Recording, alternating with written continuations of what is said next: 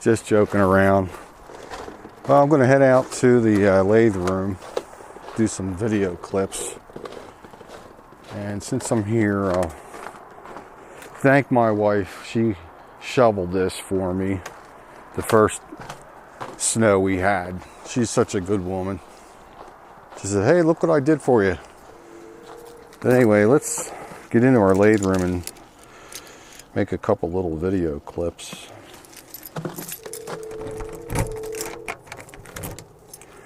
And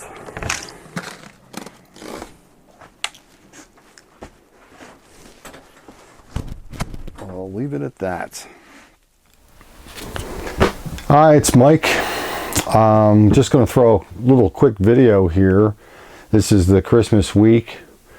It's now 2017. Today's New Year's Day. I started the original videos actually on Christmas Day when I was in the middle of doing these 2 Turkish Tomahawks. And of course, as Murphy's Law had it, things went awry. So now I got to put that back on hold. So I thought I'd just do a little quick video here and some show and tell stuff. I'm not really sure what I'm going to say or throw in the video. Flip the lens around, go real slow. One of the things I did get this year was that Fordham. Let's see if I can zoom in a little bit. It's a Fordham. I bought that so I could mess around and create what I'm considering as a my polishing station. Of course, I just threw that up, and I got 2 triggers over here for the Tomahawks, but I could have just used the Dremel, but you know, I used the Fordham on other things as well. So that was one thing I did get for Christmas. Anyway, the Tomahawk project is running around smooth. That consists of 2 guns, one that I gave to a friend named Dave. And Dave, if you're watching that one, this one would be yours. So we were rebarreling the 2 rifles, and we were going to go through them and completely tune them and work them. And they were definitely going to be Springers. So Dave got a Loader barrel that I put in .22 for him. And I was on the fence. I wasn't sure what I wanted. I'll see if I can zoom in a little bit. This is a target crown that I did on that. I don't know if it's showing up. So for me, I wasn't sure. I was originally going to make a 25 caliber thumper. But after thinking and I was on the fence, I thought, well, I didn't have to think anymore, because right before the holidays, or the holiday week of before Christmas, I saw this Hatson 135, the older one. It was supposed to be a Springer, and I grabbed that. It was a good deal from Field Supply for $1.99 plus a wee bit for shipping. Geez, I only think they charge like $4 for shipping. So I was like, all right, I want that. I'm going to make that my .25 caliber thumper, and I'm going to have a good time blowing things up with it. And of course, the barrel, it didn't matter to me, because the deal came with a 177 barrel, and it didn't bother me, because I already know that I'm going to rebarrel it. But anyway, that's one of the things that came. And so along with the Tomahawk project, I thought, well, I do have a German wine rock barrel that somebody bought when they were out in Germany and never used it. So I debated on whether or not to use the wine rock crown. So I just took it off, and I made my first target crown that I ever made.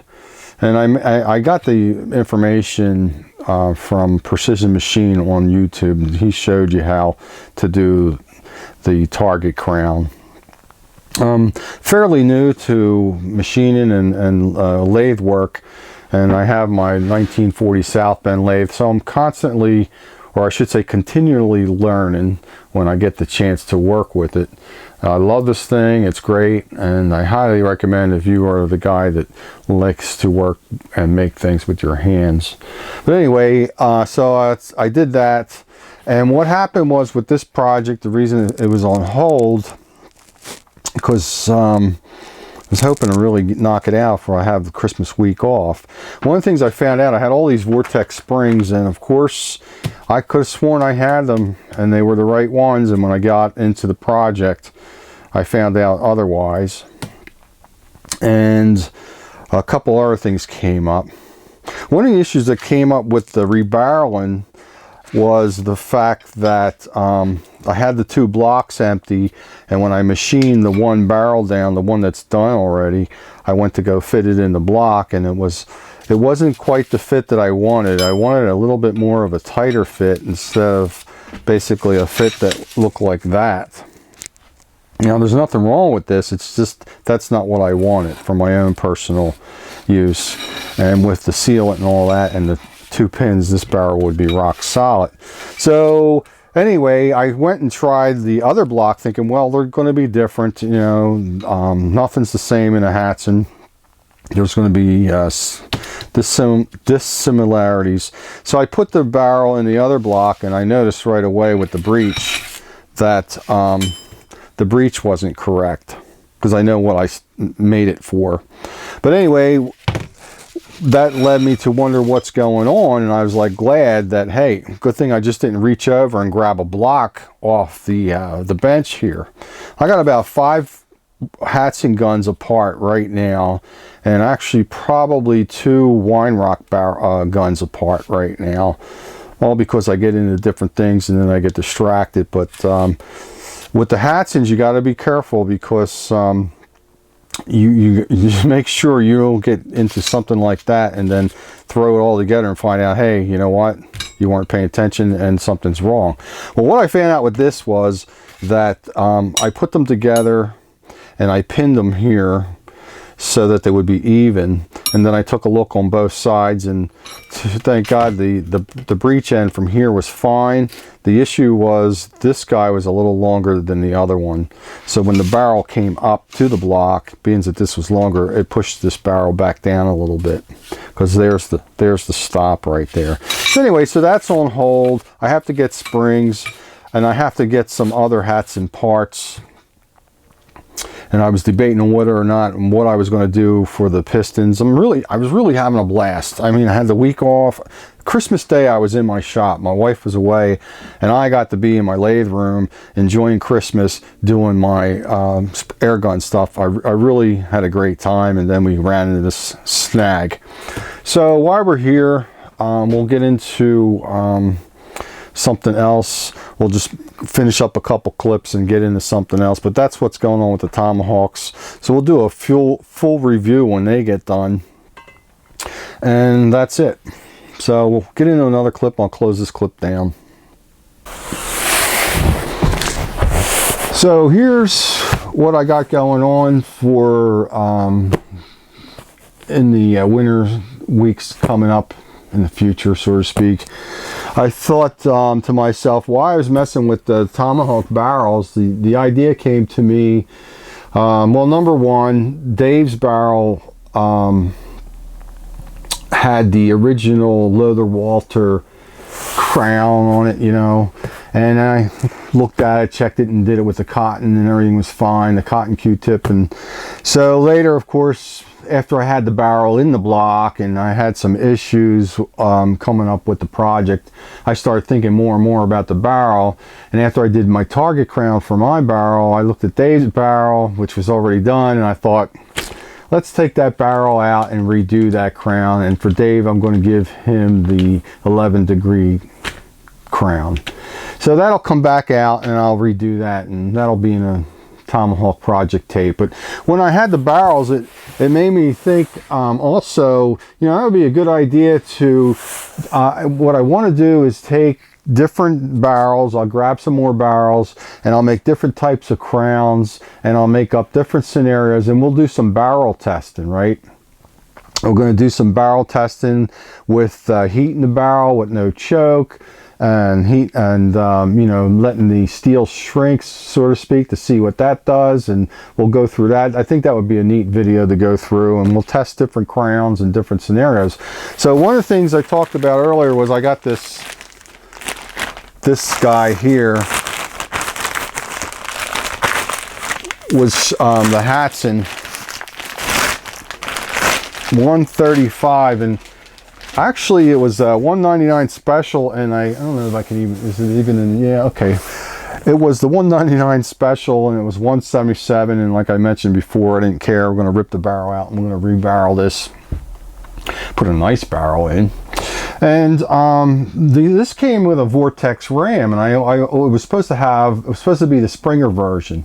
I don't like the new versions that they have with the adjustable cheek and the short barrel that they're putting on that. And I thought, you know what? Maybe they'll discontinue these. I'm going to grab another one before they do. This is about the fourth one I had, and I sold them all. But this one's going to get rebarreled, so it's a different story. So then I'm also going to take the gas ram out of here, the Vortex gas ram. And since it came with a ram, which I didn't want, I'm going to also do a video on the Vortex gas ram and the Crossman gas ram, and we'll crony and we'll see what the power feels like and what the shot cycle feels like. Only because it's not out there, and I thought that would be a good video to do. But this guy here, let me see if I have my razor knife. Just excuse me for a minute.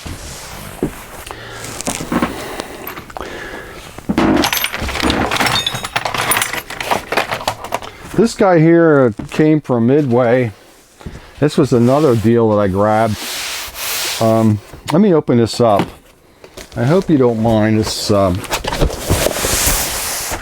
just give me something to do, and my vacation week's winding down, and I was going to clean my shop and hang some lights or make some lathe bits. Let me turn this heat down. And I thought, well, before I get into any of that, let's do a quick little show and tell video here. So this came from Midway. Oh, I'm still in the clip.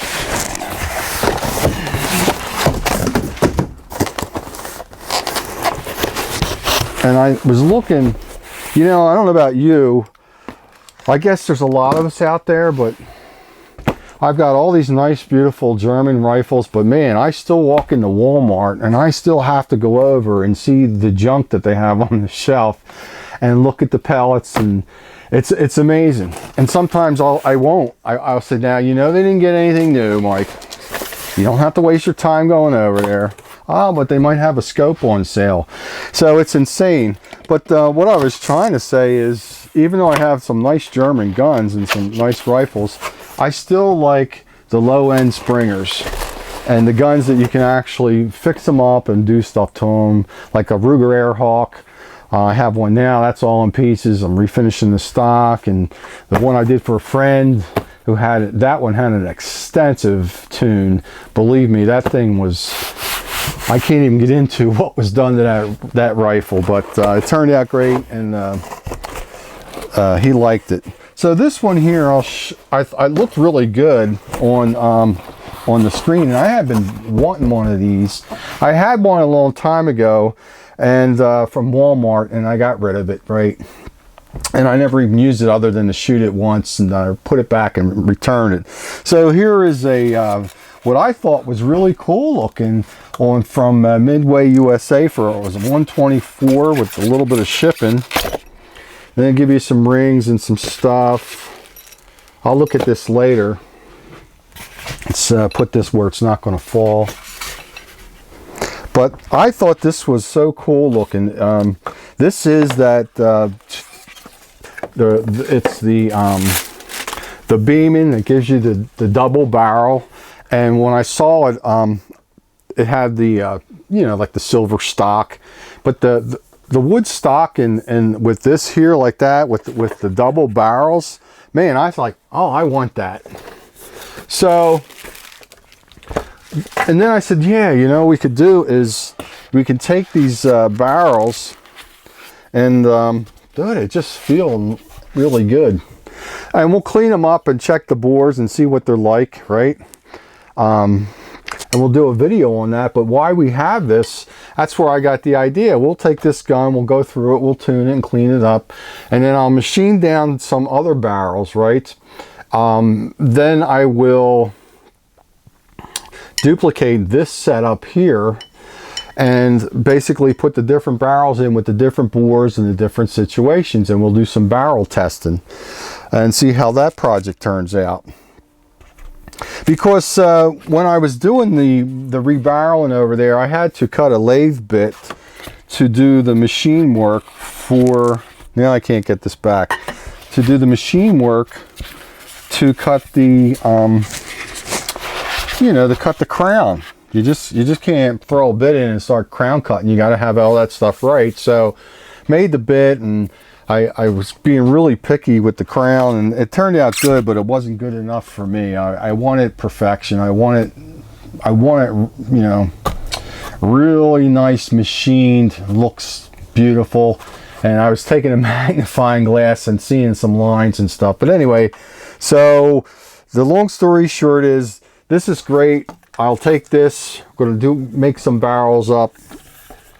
And before I get into that, I'll also make up, give me 1 second here.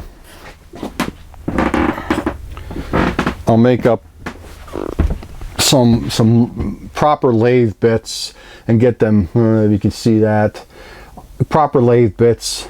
This was done in a hurry, and you really can't, you shouldn't do it too much in a hurry, because you're bound to mess it up or forget something. And when I was re-looking at that over, I actually forgot the top rake. And anyway, it's no big deal. I have the time, and so that's what I'm going to do. I'm going to make me up some lathe bits, put them aside, and get them nice and clean and sharp. So this is something that really interests me. And number one, I like the gun, and I really like the idea we can test all this. So what I was trying to say was that, one of the things you hear so much about along the airgun avenue is crowns. Where people will say you need to go with the center of the bore and blah, blah, blah. And, I know that's definitely true with the powder burner rifles, and a gunsmith certainly is going to go through all that setup. For me to even attempt that on my lathe, I'd have to spend a lot of time and rigging and making things in order to pull that off. So most people will take a hacksaw, they'll cut their barrel, they'll file it down nice and flat, at least what flat looks like to the naked eye, and then they'll go in and polish the surface and clean that all up, and then they'll do their little lands and grooves, and they actually have some decent results. So what I wanted to do was test all that, different configurations, barrels that were cut without even a crown, without a choke, rough barrels, all kinds of scenarios that I can think of. And then we will see the different results and the points of impact. Because you get into this stuff where, well, you have to, you don't have to. I want to find out exactly what works and doesn't work. Do you have to center that barrel and do your crown with center of the bore? Do you need to buy that barrel crown tool that puts chatter marks on it, and then you're going to use the steel wool? You can't tell me that that's going to be accurate within the proper, like a lathe would if it was set up properly the way a gunsmith would do it. So, but then why are you going to tell me that that's the other proper way of doing it? Because I can't see that it is. I look at that as that's a good way of doing it. It's nice, it's handy, but to claim that that is the cat's meow, I'll say no, it's not. And the fact that maybe you don't even need to buy that tool. Maybe you just thought you need to buy that tool. I don't know. We're going to find this out. I thought it would be a cool video to throw together. You hear so much stuff all the time, so why not? So with that said, I'm going to shut this clip down and find something for me to do, because it certainly isn't the projects that I was into. They're on hold now. And I'm looking for a Tomahawk or a Hatchet 95 piston. And I'll have to wait for the springs, because Vortex busy right now, and I understand that. They are busy. And so when the time comes, I'll just get a spring, whatever I need. I'll have to remeasure things and see what I want, and I'll just get one. And if they're busy, then they're busy. That's no big deal. It's totally understandable. So I hope everybody had a great Christmas. I did get an FWB 124 Deluxe this year for Christmas. That was fantastic. What a beautiful rifle. And I made a video clip of that. So this is Mike saying take care and be safe and have a great new year this year. Thank you.